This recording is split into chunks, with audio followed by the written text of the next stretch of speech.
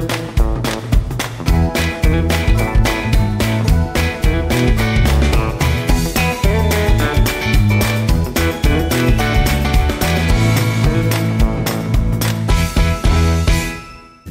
ဂလာပါခင်ဗျာ Ideal Canoe စီစဉ်ကနေကြိုဆိုပါရစေဒီနေ့ Ideal Canoe စီစဉ်ကနေပြည်သက်ကြီးနဲ့မိတ်ဆက်ပေးခြင်းနဲ့စီးပွားရေးလုပ်ငန်းတစ်ခုကတော့ဂျပန်မြန်မာအကြောပြင်ကုသကန်ဖြစ်ပါတယ်ဒီအကြောပြင်ကုသကန်မှာလုပ်ကိုင်နေကြတဲ့ဝန်ထမ်းတွေအားလုံးအောင်ဆိုရင်ဖြင့်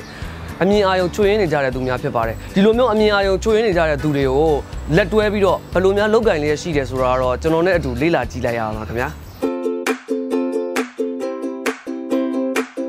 ကျမ်းမာရေးအထောက်အကူပြုကုသကန်တစ်ခုဖြစ်တဲ့ကန်ကီယာဆိုရင်လွန်ခဲ့တဲ့9နှစ်ကတည်းကဖွင့်လှစ်ခဲ့တာဖြစ်ပါတယ်။ဆိုင်မှာရှိတဲ့အကြောပြင်ဝန်ထမ်းတွေအားလုံးအောင်ဆိုရင်လည်းအမြင်အာရုံချွေးနေကြတဲ့သူများပဲဖြစ်ပါတယ်။အမြင်အာရုံချွေးနေကြတဲ့သူများကိုဂျပန်နိုင်ငံ၊ထိုင်းနိုင်ငံ၊နီပေါနိုင်ငံများမှာအကြောပြင်နည်းမျိုးစုံကိုအဲ့ဒီနိုင်ငံများမှာဆရာများကိုယ်တိုင်လာရောက်အနီးကပ်သင်ကြားပေးထားတာဖြစ်ပါတယ်ခင်ဗျာ။9နှစ်တာအတွင်းမှာ customer တွေဘက်ကလာတဲ့ feedback ကိုလည်းသိချင်ပါတယ်ခင်ဗျာ။ feedback ကတော့ကောင်းပါတယ်။ feedback ကောင်းလို့လည်းအငယ်တို့ကဒီနော်ဒုတိယအဆိုင်အနေနဲ့အငယ်တို့ customer တွေအားပေးတဲ့အတွက်ဒုတိယဆိုင်အနေနဲ့ထပ်ဖွင့်တယ်အငယ်တို့ကဗမာပြည်ပထမဦးဆုံးအနေနဲ့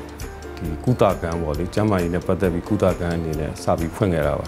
အဲ့လို customer တွေအားပေးလို့လည်းအငယ်တို့အနေနဲ့ဒုတိယဆိုင်ဖွင့်နိုင်ပြီးတော့ဝင်ငွေကောင်းတဲ့ဝင်ငွေလေးစိုးပေါ့လေစိုးတဲ့အတွက်ဝန်ထမ်းကလေးတွေကိုလည်းအငယ်တို့က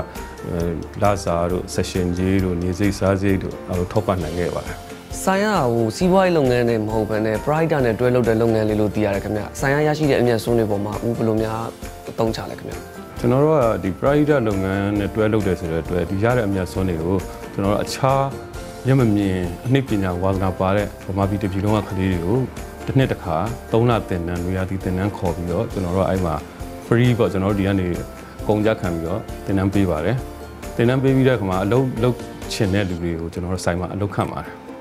ဦးအနေနဲ့လူငယ်စီးပွားရေးလုပ်ငန်းရှင်တွေပေါ်မှာအကြံပေးချင်တာကတော့ကိုလုံးမဲ့လုပ်ငန်းကိုအရင်ဆုံးဘာဝါသနာပါလဲဆိုတော့စမ်းစစ်ပါပြီးရင်အခြေခံစလေ့လာပါလုပ်ပေါ်မှာသစ္စာရှိရှိနဲ့ဇွဲရှိရှိနဲ့စီကံရှိရှိနဲ့လုပ်မယ်ဆိုရင်ဘယ်လုပ်မဆိုအောင်မြင်နိုင်ပါတယ်အတူချုပ်အနေနဲ့ပြောရမယ်ဆိုရင်တော့ကိုဖြစ်လာတဲ့အခက်အခဲတွေကိုဇွဲရှိရှိနဲ့ကြော်လွှားမယ်သစ္စာရှိရှိနဲ့ကြော်လွှားမယ်ဆိုဘယ်လုပ်မဆိုအောင်မြင်ပါတယ်လို့ဦးအကြံပြုချင်ပါတယ်